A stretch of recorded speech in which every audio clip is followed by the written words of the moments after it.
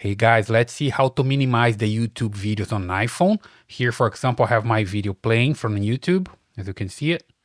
And then if I want to minimize this and still see the video playing, I just need to leave here. And as you can see, it shows up here, right? So I have this picture in picture that I can move around. I can change the size as well. So super simple. I can use another app here while watching the video here on YouTube on picture in picture. I'm basically minimizing the video here on the screen, right? To be able to do this, I just need to come here to settings. You see that the video stays here yet. Let me just minimize it here.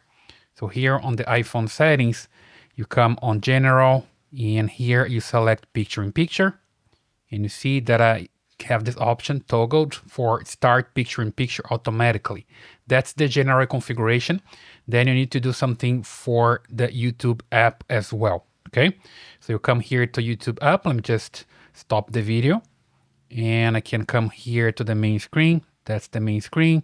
Then I tap here on the bottom on you. And then here you just come here to the top to the three dots and settings. Okay, and here you can find this option for playback. There we go. And you see that I have the option for picture in picture. You just toggle this one and you're good to go.